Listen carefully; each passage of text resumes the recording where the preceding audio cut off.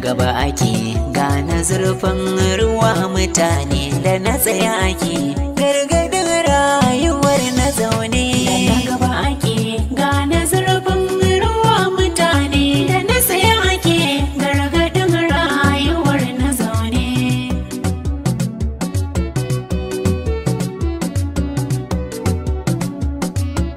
Masu kallon shirye-shiryen gidan talabijin da na gaba ake gane. Assalamu alaikum, barkanmu da sake saduwa da ku cikin wannan shiri mai suna da na gaba ake gane zurfin ruwa. Shirin da na gaba shiri ne wanda hukumar gidan talabijin ta Hausa 7 TV da ke jamhuriyar Kamaru wadda ke yada shirye-shiryenta a dukkanin nahiyar Afirka, kusan ƙasa 54 da ke kallon mu a halin yanzu. Masu kallon mu ba tare da ɓata lokaci ba, mukan kawo muku wannan shiri a kowane mako.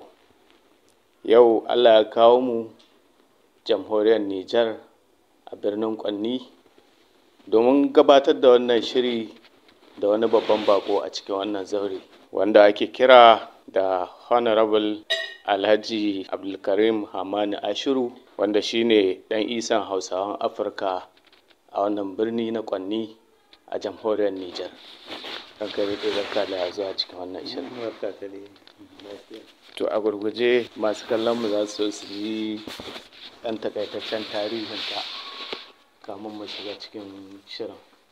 Takaitaccen tarihi na dai, ni an haife ni a Cotonou, babban birnin Benin kenan, a 1998 a 1983 aka haife ni, shekara 41 kenan. To a can na fara karatu har na samu na kai a matsayin matakin digiri, da nan na koma da wata makaranta da ake kira École de Transit. To na gama gabatar da wannan makarantar sai na dawo gida, na shiga gwagwarmayar rayuwa, na koma ainihin garinmu da ake kira garin Bagaruwa a cikin jihar Tawa. To daga nan dai muna tare da tsofaffi, ana noma tare da kakannin ne, ana noma da sauransu, da irin kiwo da gudanar da injunan nika. To daga nan dai na sake koma wancan garin nawa, na gama karatu amma aiki sai gagara. To ina can na soma wanke-wanken mota, ina wankin mota a cikin ikon Allah, motocin kanawa nake wankewa.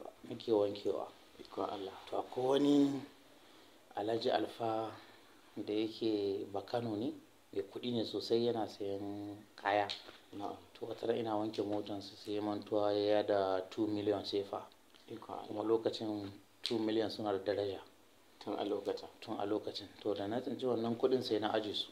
To haka ya kai ga tambaya, sai na ce to ni na gani tambaya aka gai menene, na faɗi, na ɗauki wannan kuɗin na bashi ya tabbatar da haka ne, shi ma ba kuɗin shi ne ba, idan yi min alheri a ciki. Daga nan ya tambaye ni, ka yi karatu? Na ce masa na yi karatu.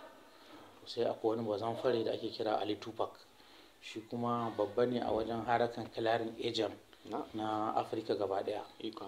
Sai yana da alfarma da wannan Ali Tupac din. Sai ya ce to ga yaro ya yi karatu, muna son mu baka shi, ko za ka ɗauke shi aiki. Sai ya ɗauke ni aiki, shi Ali Tupac din.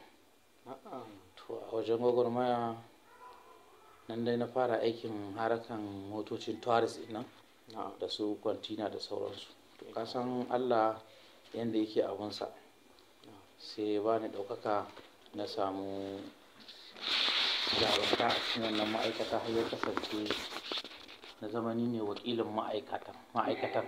Ina nufin wannan mai gidan nawa ma ya dawo ƙarƙashi na a takaice a lokacin ya dawo ƙarƙashi na. Dan an yi lokacin da a nan Nijar mutane suna kallo kaman Ashuna din nan da ka faɗi, an yi shekaru da dama, banda bayan nan duk motar da zaka ga ta fito in tourist ce daga Cotonou, stika da ake manna mata zaka samu akwai sanin ɗina in Najeriya za ta ko Nijar ko Kamaru, zaka ga akwai sanin ɗina a wannan stika din wanda ake manna a cikin madubi. To mu muke karɓa, idan na karɓa zan yi sanin sai in saka musu a madubi sai su taho.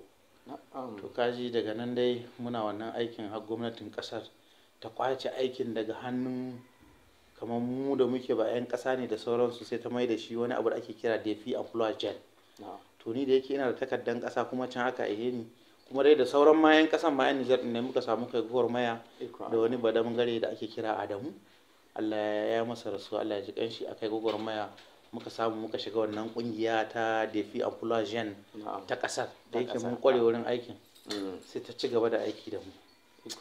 To ina cikin wannan sai na yi nazari, to shi ma babana aikinsa kenan, ko da ayi a can ya je aikin nitra da shi da marigayi tsohon sarkin dogarawa a Tahol, to suna aiki a ma'aikata guda da wani kadade. To a lokacin nan sai shi babana ya bar wannan aikin na gwamnati sai ya zo buje ainihin kirarin ejan a Nijar yana yi. Sai na yi tunani na ce kai me zai hana na dawo karkashin babana. To da na dawo karkashin shi ma da na zo sai mai da ni storekeeper. Maimakon abin ci gaba da aiki sai aka kai ni wata magaza da ake kira mangaza su duwan ba, ina kilgon kaya. To daga nan sai aka fara kai ni photocopy a cikin office din. To cikin ikon Allah da jajircewa da yake can dama ina da tsohon kwarewa, sai Allah mun ɗaukaka kuma na samu na fara aiki hal muna cikin aiki Dangote ya shigo mu muka fara inda Dangote suka ɗauye, aka yi kaman aka duba ma'aikata irin wanda suke wannan kasan, har da na Togo ma an kira zuwa Lagos wurin interview na kwarewa aiki. To ina ga sun kira mutane da yawa Afirka dai, an ɗan yi interview nan wani alhaji wakili ne ya kai ni Bakano ne. A lokacin aka yi interview sai na samu na yi nasara na ci wannan interview din. To na dawo ina aiki da shi Dangoten ma dai cikin ikon Allah, muna aiki da kamfanuka da yawa sai na shahara. A shi baban namu Allah masa cikawa na maye gurbin sa. Wasu mutane da dama sun fahimce ka ta fuskar kasuwa, kuma ta wani bagiran kai basarake ne. Haka ne. Kuma sunanka ya yi fice kan Dangoten Nijar. Masu kallon mu za su ji wannan suna ina ya samo alaka, duk da dai ga alaka kana faɗi mun, ya aka ka samu asalin wannan suna? Asalin wannan suna ina da wani amintaccen aminin babana sunansa Alhaji Sharfo Gagara, a nan yake Nijar Nyamai. To shi ne yake da monopol ɗin kawo simintin Dangoten. To shi kuma mutum ne wanda ya yarda da ni kuma yana da amana kuma ya bani amana. To sai ya kasance ita kamfanin Dangoten duk abun da za ta yi duniya inda a nan ƙasar Nijar za ta yi shi, in tsallakawa za ta yi ba ma Nijar ba, inda export za ta zo wannan bangaren, to ya kasance duk abun da za su yi da hannuna ne, komi shawara ni ne, ma'aikatan ma suka zo ƙarƙashin kulatawa suke, dukiyan ƙarƙashin kulawa na yake. To sabili da haka irin sai ai suka fara mini ankiya Dangote. To duk abun da za a yi ko mitin ake, za ka ga mutane da yawa ba su sanni ba, amma akwai wuya a yi text ko a yi message ko a yi meeting ko a yi wani abu ba sunana ne a gaba ba. To kuma da nan hukumar Nijar duk matsalar da ta samu game da wannan motocin ni ke jagorancin wannan matsalar. Accident ne wani abu aka yi, to har ya kai inda abin ya mun yawa sai na kakkawa mutane na kuma da su mutane wanda suke aikin kamfanin Dangoten suka yi. To ana nan sai Dangoten suka kira ni a Lagos, sai suka rubuta takardu na contract na cewa za ni sanin din agreement na ni ne kilarin agent ɗinsu international na Africa Export. Za mu jamhuriyar Nijar ba jamhuriyar Nijar ba, inda nan Africa za su shigo yankin Africa, Faransa, har Kamaru in za su yi abu za su kira ni da sauransu. To sai kasance akwai wani ana kiransa Sada Ladan Baki, mutunan Katsina ne, da shi da wani manajan Dangote ne sunansa Ekana. To suka kira ni a Lagos, na je da shi wakili Alhaji wakili ya kai ni wannan na Kano. Akwai kuma lattijon su na haɗu da shi ainihin kanan baban Dangoten, sunan shi Alhaji Abdu Dan Tata.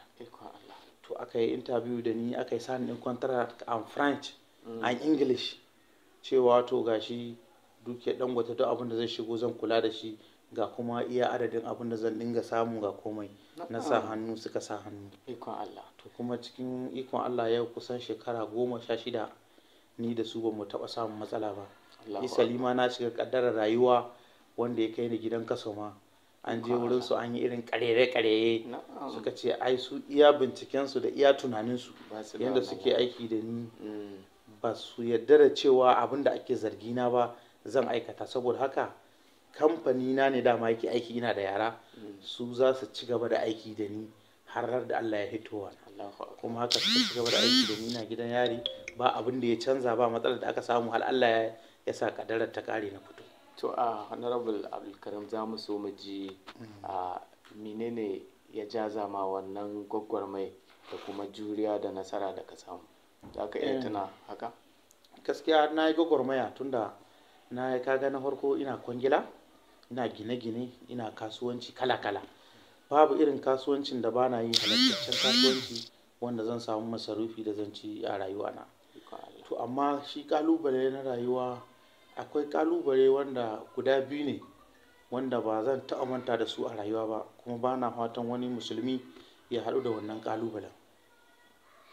Wato kalubale ne wanda wani shekara ba zan taɓa mantawa ba ni da labari kawai aka ce ana nema na, ban da labarin komi sai aka zo aka kama ni. Da aka zo aka kama ni aka je aka kulle ni, bayan kwana 5 da aka fito da ni ake gaya mini cewa ana zargina da an kama kwantinoni guda 3 dauke da kwaya tramadol kimanin biliyan 9 na sefa wanda sunana ne akan takardu. To da yake shi mai gaskiya yana tare da Allah, a cikin wannan kwana 5 din ma irin wayansu wanda suka taɓa bani aiki ma a ƙasashen waje, tunda lokacin muna kawo maganin kashe kwari, lokacin akwai aiki sosai, ana rubuto sunanakinmu daga turai. To ana zargin irin haka aka shiga kama wasu ma wanda suka taɓa aiki da takarduna. To an ka kama mutane da dama irin su Maraɗi, su nan Illela ma Najeriya. To da bincike dai cikin ikon Allah ina ganin ko an gano masu wannan kayan ne Allahu alau, ko ba a gano ba Allahu alau, mu dai aka ga babu hannunmu cikin ikon Allah aka sallame mu aka rufe wannan fayil ɗin. To mun ji kalubale da ka samu da kuma irin nasarori, za mu so mu ji akwai wani jigo wanda ya sama wato ƙarin gwiwa na ganin cewa ka zama namiji har ka jajirce ka zama abin da ka zama? Gaskiya akwai sosai jiguna guda biyu wanda su ba zan taɓa manta da su ba. Menene ba zan manta da su ba? A duk lokacin da mutum zai aiki da kai yake ganin za a maka sheri, shi ya aminta da kai duka abin da aka gaya mashi zai buga ƙasa ya nuna ba haka ba ne. To akwai mutane wasu guda 3 wanda ba zan taɓa manta da su rayuwa ba. Ɗayan ɗan Nijar ne, shi wannan Abubakar Sharfo ɗin, ba zan taɓa manta da shi a rayuwana ba. Sannan akwai wani mutum wanda ake kira Alhaji Wakili, Najeriya yake, shi ma ba zan taɓa manta da shi a rayuwana ba. Da Dangote yake amma yanzu ya bar aiki ya koma buwa, kuma bai manta da ni ba. To sai wani mutum da ake kira Alhaji Ahmadu Jidut ake kiransa, a wani ɗan siyasa ne. To shi ma ba zan taɓa manta da shi a rayuwa ba, saboda na shiga kalubale daban-daban ya da ni, kuma ya sa mini hannu sosai, ya kama mini, kuma ya ba da shaida a rayuwarsa da cewa duk abubuwan da ake zargina da su ba zan taɓa yi ba, kuma bai yadda zan yi ba. Saboda haka yana ɗaya daga cikin irin mutanen da ba na mantawa, kuma suna bani ƙwarin gwiwa ko da lokaci.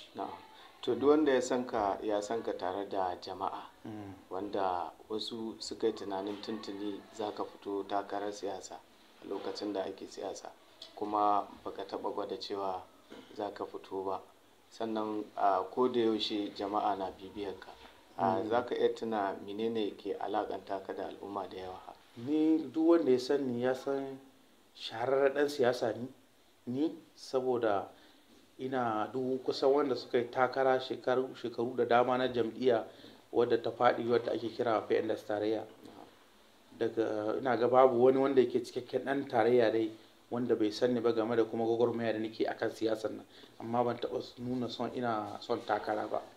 Abin da ya sa ban nuna ina son takara ba, ni mutum ne wanda ina ɗaya daga cikin mutanen da ba sa son fitina a duniya. To yau idan ka ce akwai fitintunu da dama, kuma ma'aifina wanda ya haife ni ɗan siyasa ne sosai, Na'am. shi ya yi takaran.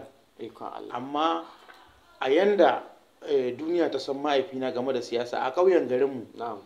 mahaifina na kasance yana da sto, ba a buɗe wannan sto sai lokacin da abinci ya yi tsada, zai buɗe wannan sto ya saida ma talakawan garin da rahusa, Na'am. kuma wata ran ma kyauta zai ba su. Ikon Allah. Sannan ya zama wani garkuwa gare su, wanda in suka samu matsala wurin hukuma, ko ba dan uwanmu bane, in dai dan garin ne, Zai shiga to wasu zai gaba. shiga wannan matsalan sai ya ga karshen ta. Allahu akbar. Kuma wani harakan masallaci, makaranta, hanyoyi, isalima wannan hanya da mai girma tsohon shugaban kasa Isufu ya yi a hanyar Bagaruwa Illela, Na'am. yana ɗaya daga cikin alkawali wanda ya ɗauka ma babana a gabana na cewa in ya ci mulki zai masa hanya dogon duci Bagaruwa, Illela Bagaruwa, kuma a gaban kakana ma Na'am. zai musu hanya kuma zuwa Tebar Bagaruwa.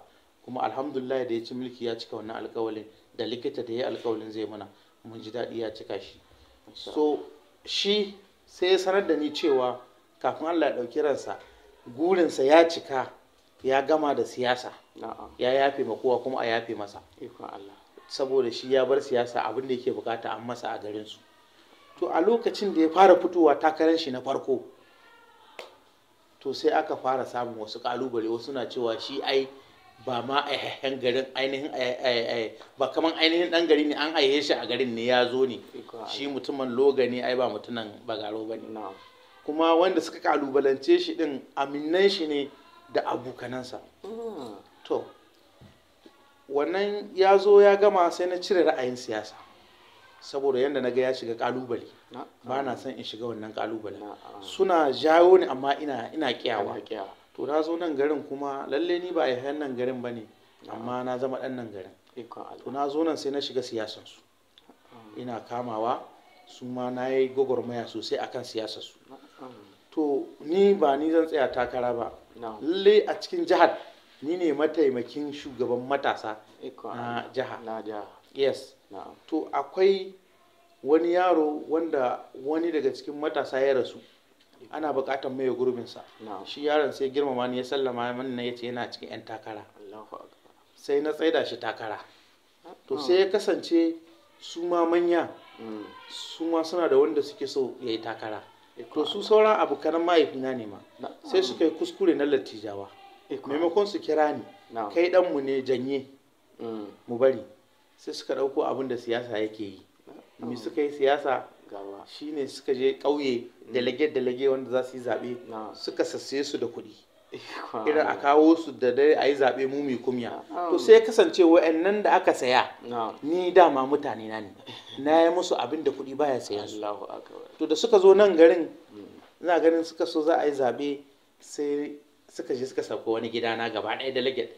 To wayanda suka kawo su kuma suna neman su, babu su, suna hannuna. Ikon To Allah. abin sai so ya kawo tuna, amma dai aka zo kai akan wannan matsalar, har shi tsohon shugaban kasa Bazum Na'am. sai da ya zo garin nan kashe matsalan a nan gidan Allahu Fulefe, akbar. aka tara mu aka ce wannan rigima bai kamata tsakanin mu ya wuce. Na'am. To daga nan sai na dauki darasi, nan garin mutane suka fara hitowa, ai ni ba ma dan garin nan bane, na zo amma ga nan zan haddasa fitina waye sai na janye. Ikon Allah. Sai kasance in suna abun su ba ruwana, amma ina bada gudunmuwa. Na'am. Gudunmuwa ta za ta je, ko kuma in tura mahaifiyata, Ikon amma Allah. ni ba zan je ba. Na'am. Sai na dan suna bincike kamar sun yi zargi ma kamar na bar siyasa ne, to kar a ce na bari ne, sai na tura mahaifiyata. Allahu Kenan ana ganin ta, tunda ni ba zama nake ba, kamar ana gani na, kuma duk gudunmuwan da ya bada ya kamata a bada zan baya. To masu kallon mu, muna tare da Honorable Abdulkarim Amana Ashiru, wanda ake kira da Dangoten Nijar, wanda kuma shine dan isan Hausawan Afirka a wannan birni. Za mu so mu ji, duk da an samu kalubale can an samu nasara, kuma an yi gwagwarmaya. Za mu so mu ji sarauta. Na ne ka samu asalin sarauta? Wato inda na samu asalin sarauta, dama idan aka zo a ƙasa aka dawo, ni baban nawa ma da ya yi ni hakimi ne a garinmu, kuma a yanzu haka ƙaninsa ne hakimin a nan Bagaruwa, a Malam Abdu. Na'am. To kuma ina cikin wannan sai zamanto kakana wanda ya rasu Na'am. sarki ne, suna da sarauta Loga. Yanzu haka sarkin Loga wanda yake akai yanzu kanan babana ne. Ikon Allah. To kuma ana cikin wannan kuma hallau sai na zo kuma aure ya kama ni kuma na aure ɗiyan sarakuna biyu. Ɗiyar sarkin dogarawa a tawal da ɗiyan a bar shi wandara da ɗiyar sarkin keta. Ikon Allah. Mai ci yanzu. Sai na aure kuma su guda. Lallai ka zama basaraki. To ina cikin wannan kai ka sani ai akwai irin yadda aka dinga girmama ni ana bani award ambassador hal ina ga wama award ma sun bani award ai Katsina kungiyar maradu sun bani award dai ni gaskiya ban san iyakar su ba.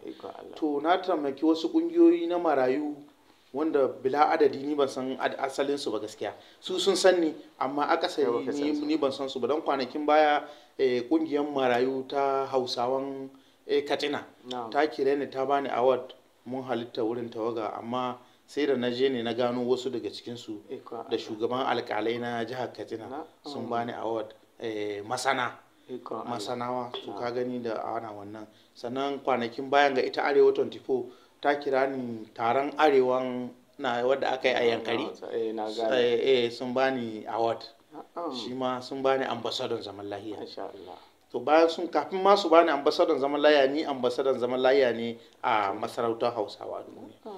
To akwai wani saraki wanda ake kira shugaban 'yan kasuwa Alhaji Hamza mai Blouse yana abin ga Zamfara, ba Zamfare ne. To suna cikin manya-manyan Hausawan duniya, masarautar Hausawan duniya. Kasan ita masarautar Hausawan duniya tana da girma sosai.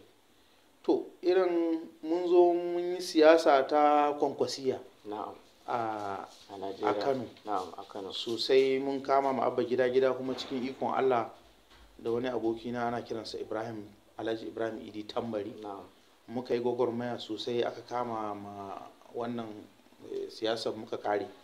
To mun kare kenan sai aka ce ana son gani na.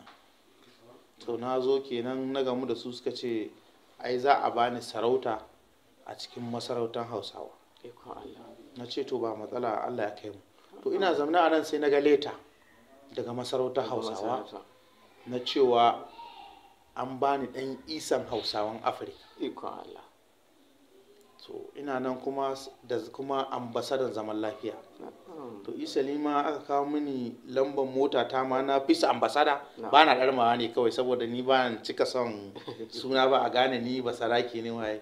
In ka lura wani bi ma na cika sa hula, in ba wani taro aka yi na sarakuna ba na shan rawani. Gaskiya sarauta jini ne ina bukata, amma ni ba na cikin irin wannan mutane masu nuna kai da sauransu. To wata ran ma sai ta yi zahi, hukuma za su mun kai ga walakanci a can Najeriya ko wani abu, zan gabatar da takarduna su gane cewa ai basarai. Tun yanzu haka lambar peace ambassador dina tana nan a jihar office dina. Da an zan shiga Najeriya sai dar ma mota na. To amma kullun sai ana ga peace ambassador nan, ga peace ambassador. To sai na cire lambar na sa local lamba na Kano saboda tsaro. Kun ga yanzu ba tsaron da an ga basarake ne akwai matsala. To masha Allah. To kaji yanda aka gayyace ni, sai aka gaya mana ranar da za a yi nadin ma surprise suka yi mana. Mun zo Kano, to muna da date ɗin da za a hana da sarautar. To mun zo Kano sai aka ce mana ai washe gari za a yi taron Hausawan duniya a Kano, kuma za a yi naɗan wanda aka naɗa sarakuna. To muka shirya muka je, don shi Hali Idi Tambari din shine maji daɗin Hausawa. Shi maji daɗin Hausawa ne. Muka je dai akwai mutane an zo ƙasa sayi da dama na ga mutanen kuma Kamaru ina ne duniya dai an taru. Ko shekarun da aka yi taron, don wancan taro da aka yi na bani peace ambassador na ƙarshe, ministan al'adu Hausawa da gargajiya ina gama akwai inda yake mika min award din, shi ministan shi ya bani ambassador a Yankari aka bani shi. To sai suka abin nan da mutanen Arewa 24 kuma sun ba da gudunmuwa sosai. To masu kallon mu kun ji tattaunawa da muka yi da wannan babban bako, wanda irin yadda ya sha gwagwarmaya da kuma yadda nasabi na alkhairai ke bin shi, wanda har yanzu kasarika bai fasa abin da yake ba, wanda in mutane ba su manta ba sun ji irin tarihin da ya rutso da irin gwagwarmaya da kuma karatu da ya fara, kuma ya aje karatun gefe ya ci gaba da gwagwarmaya. Abin da nake kira ga matasa shine, musamman mu matasa musulmai, kuma da arewacin da mu 'yan Nijar da arewacin Najeriya. Ya kamata mu san ciwon kanmu kuma mu san mu musulmai ne. Shi Allah ƙofarsa a buɗe take.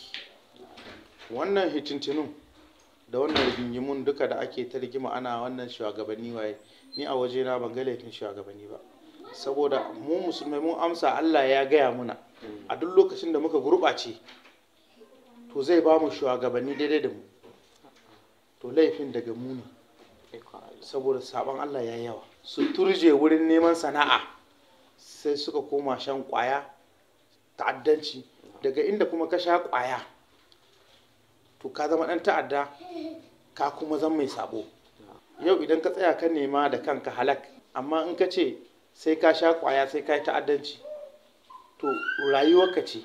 Kuma Hausawa kan cewa kwana dubu na ɓarawo, kwana guda na mai kaya.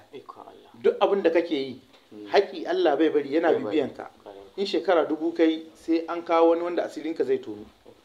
Kuma in asirinka ya tonu din nan shi kenan, na farko ka ɓata sunanka, ka ɓata sunan bayanka, ka ɓata rayuwarka.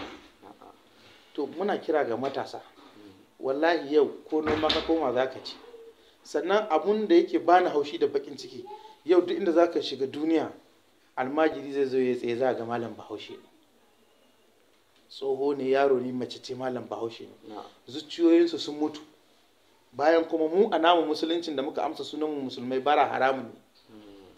Amma yau ka fakin din mota almajiri, idan hukuma ta ce za ta kwashe su sai a la'akanta hukuma kuma da cewa ta yi mugunta. Kuma ba mugunta ba ne, lalle mun sani akwai yunwa da sauransu, amma yunwan mutane suke jawo ta. Saboda shi baki ana son ya faɗi alheri, ba kullum ya dinga kai ka ƙoshi amma kana kiran kanka da yunwa, to dole za ta kama ka. Shi Allah wallahi ƙofarsa a buɗe take, kuma ya muna alƙawari idan ka roƙe shi zai karɓa. Allah fa duk abin da ka gaya masa zai karɓa. To idan ka ga baka samu nasarar ba daga kai ne, baka kuma nema din ba.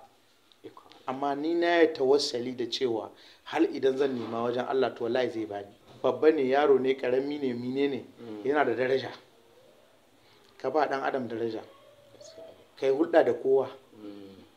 Wato hulɗa da kowa zai baka nasara wanda baka zamani. Ni nan an san ni inda ban san an san ni ba. Wallahi a kullum sai na gaisa da mutumin da ya sani zai bani sunana da tarihina da komina, amma ni ban san shi ba. Sannan ina haɗuwa da alfarma wanda ni ban san su ba, a airport ne, a ina ne za a mun alfarma, sai can watan za a tuna mun aini na yi alfarma, ko kuma za a nuna min cewa ai ina da kirki ba na gama huska, zan ga kowa za mu gaisa.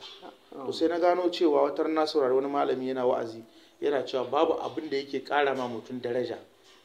Akwai kyauta, ba kuɗi za ka ba mutum ba, za ka sake masa huska, za ka yi hulɗa da shi, ba za ka nuna mashi kai wani mai arziki ne ba, a'a kai mai kaza ne, kana kyamatan mutane. Bayan Allah ya gaya muna wa karrama na bani adam.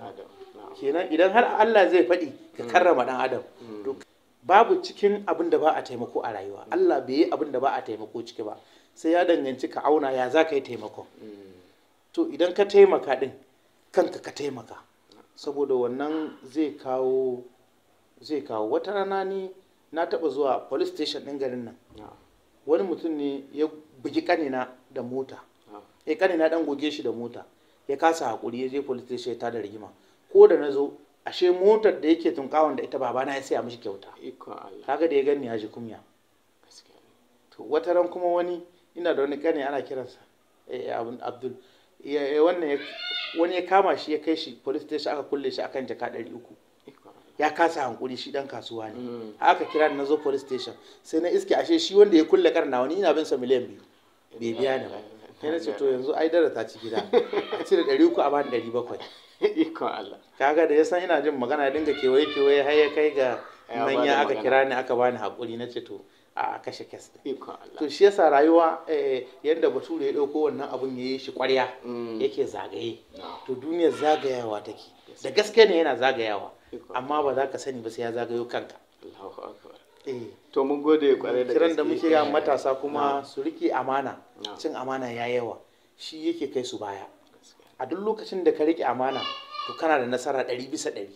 bisa abin da kai kake yi, wallahi in ka ci amana, wallahi ko shekara nawa ne, wallahi sai ta tambayo ka, sai ka mai da shi. Ni yau amana tana ɗaya daga cikin nasara wadda na samu. Wallahi zan kasance ina da biliyan 1 na mutane, zan iya kwana da yunwa saboda ba na son a ɓata min rayuwa.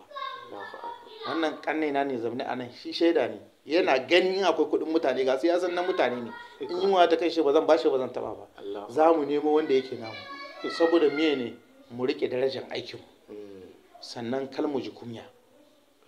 Shi yasa duk abin da za mu yi za a same mu da riƙin amana. To hakan ta sa duk wanda muke aiki da shi a duniya ya yarda da mu, kuma da muka faɗa matsala hakan ya muna amfani, saboda duk wanda aka je aka ce ma ai ana zargin mu da kaza sai ce ƙarya ne, sai ba da nashi gudunmuwa ya ce ƙarya ne.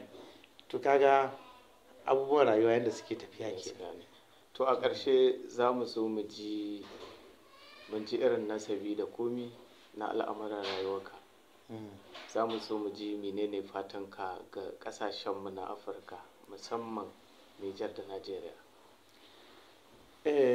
Nijar da Najeriya, kiran da zan yi ga matasa, akwai abin da ke ci min tuwo a ƙwarya ba ni da maganin shi, shine zage-zagen da ake a kan TikTok. Su hukuma ta ƙasa in ta samu matsalar da hukuma, akwai maslaha ta diplomasiya tsakaninsu, wannan za su haɗu manya ne su gyara. Amma mu kada mu yi amfani da wannan. Yau waɗanda suke son su ɓata Nijar ɗin, haka suke son su ɓata Najeriya, saboda arewacin Najeriya gaba ɗaya Nijar ce. Mu da muke shiga Najeriya da Nijar mun zama 'yan ƙasa biyu, mun san menene Nijar menene arewacin Najeriya, abu ne guda ɗaya ne. Saboda mun shiga ba za a gane ma mu washin 'yan Nijar ne ko 'yan Najeriya, ba wanda ya sani sai mun gaya maka, saboda dalilai da dama. Mun aurata, ni na da kaga yanzu ina da mata 'yan Nijar, ina da mata 'yan Najeriya. To yanzu ya za a yi, za a samu kuma ɗaya iyayenka 'yan Najeriya ne, sauran iyayenka 'yan Nijar ne. To ya za a raba, mamanka tana 'yan Najeriya, babanka yana ɗan Nijar, kuma kana da mata 'yan Najeriya, kana da mata 'yan Nijar. Kuma yanzu misali nan Kwanni muke, mai yawancin gidaje a nan unguwar 'yan Ilela ne, wasu nan suke kwana da sai su shiga Ilela. Kuma munan wurin muna da gidajen mai, muna da hilaye a Ilela. Ni yanzu ina da restaurant ma a Najeriya a cikin, to nan misali wai abubuwa duka haka daban-daban, alaƙa tsakaninmu, ya za a yi ka raba mu. Muna juyawa da kuɗaɗe a Najeriya, muna juyawa da kuɗaɗe a Nijar, mun riga mun zama ɗaya. Wannan kuma mu waɗanda musamman abin da zai bani haushi, in na ji malam Bahaushe musulmi yana ashar, bayan ka sani annabi manzo Allah sallallahu alaihi wasallam ya gaya mana cewa duk ashar ɗin da ka yi lumkin balukin dawo maka yake. Sai mutum ya kafa kamera yana zage-zage. To na mazan ma da sauki, ba abin da yake bani haushi na mata, sun manta za su zama iyaye, sun manta za su zama ma'aurata, sun manta rayuwarsu za su tsuwa. Kika tsuwa kin yi wani fitsala iskanci zage-zage, kin kafa kamera, wani tarihi zaki bar mu rayuwarsu. Saboda ni dai yanzu misali duk mace da take kafan TikTok tana fatsala tana zage-zage, in kyawunta ya kusa na kural aini ba zan aure ta ba. Saboda ni ba za a zo a zagi zuri'ata ba, saboda abubuwan da take yi ba na kwarai ba ne. Amma akwai yanayi na sana'a na shiga social media, wannan mun sani. Amma a kafa kamara ana zage-zage, ana shiga social media, ana shiga hurumin 'yan siyasa, ana tsine ma shugabanni. A duk lokacin da ka ce ka tsinuwa, sai mala'iku su ce amin. In ya sauka akan shugaba, ka tsine masa, in ya tsine suwa zai halaka, kanka za ta kare. Ka tsinuwa. Gaskiya. Kuma akwai mutane wayanda wallahi baka zagin su duniya ka zama lahiya, saboda Allah yana son su. Akwai wanda in an taba su Allah bai su. Mun ga tarihi da dama wajen lokacin annabi Musa alaihi salatu wasallam, akwai su Musa sahirin, akwai su wane ne, annaba kan sun roki Allah ya halakar da su, amma wasu an basu saboda wasu dalilai. Allah bai son a taba wasu. Wasu in an taba su, akwai wani wallahi in ka taba shi sanadiyar kula da mutane, al'umma da cisuwa da ke da tallafi da sadaka da sauransu, Allah yana son shi, kai baka sani ba. Kana taba shi zaka shiga wata ukuba ta duniya, ka rasa jifa ka an kai komi an kai ba, kai ko wani bawa ka taba. Shi yasa sai ka kiyaye wa zan taba, menene ya kamata, wa zan zaga. Kuma idan ka zagi warwan taka ka zaga, amma su sun kasa gano haka, sai mutum ya je ya sha wani tramadol din shi ko codeine ko wane ne, ya zo ya kafa kamera ya shiga zage-zage, gaba ɗaya ya gama rayuwar shi. Sannan mu ina kira ga matasan mu nan musamman Kwanni da sauransu da kewayensu ko ina, akwai wani lalan aski da yake mutane suke yi. Wannan lalan askin nan ko hukuma ya ganka da ya kalle ka ga dan banza, wanda yake son saka a sana'a ba zai iya saka ba. Kenan uwa da ya kamata ka kula da 'ya'yanka wani irin aski suke yi, da wa suke hulɗa. Amma laifin gaba ɗaya na uwaye na. Diyarka ba ta da kosisi, kai ba ka da kosisi, ta shigo da salular 2 miliyan a gida, kai ka sa tambayan uban wa bata. That is problem, yana ɗaya daga cikin abubuwan da suke muna causing ɗin problem. To kuma duk wannan abun ya tattaru ya ƙare a malam Bahaushe, saboda ba harkar kabilanci ba ne, amma akwai kabilu da dama wanda suna da aƙida ba su yarda da irin wannan abubuwan, ba sa aminta. To a madadina na ɗan isan Hausan Afirka ina kira ga malam Bahaushe, dan Allah muna roƙo musamman matasa, dan Allah a kamar yadda Hausa take da daraja, Hausa bakwai banza bakwai suna da daraja a idon duniya. Hausa tana ɗaya daga cikin yaren da ta shiga duniya. A Saudiya za a ma Hausa, Balarabe zai ma Hausa, a Amerika ba Amerika zai ma Hausa, a Faransa ba Faranci zai maka Hausa. Muna zuwa mun gani Hausa ta shiga wani darasi na yare na duniya. Hausa sa su tamu ɗaukawa duniya, dan Hausa ta fara kai inda da an ga baki kawai ba maganan wani yare, bugun Bahaushe ake mai. To amma Hausawa sun koma ba su da aiki sai ashar dan shege, ashar. That is very very important a bashi, a dawo ma Hausa da darajarta da mutuncinta, a mutunta malam Bahaushe dan yana da mutunci. To mun gode kwarai da gaske Honorable Abdulkarim Hamani Ashiru, wanda shine dan gwatun Nijar, wanda kuma shine dan isan Hausawan Afirka. Mun gode kwarai da gaske da wannan gudunma. To masu kallon mu, ana gwada mana lokaci ya yi halinsa, ga kuma babban bakonmu na wannan zaure mun ɗauko zare da abawa, amma ku biyo mu bashi, kila wani lokaci mu samu sake tattauna da shi. Mun gode kwarai da gaske. To masu kallon mu, a madadin tashar Hausa 7 TV da ke jamhuriyar Kamaru, da kuma dukkan wanda ya taimaka shirin nan ya zo gare ku, da kuma shi babban bakonmu da ya ba mu dama muka samu tattaunawa da shi a wannan zaure, nake cewa mu huta lafiya.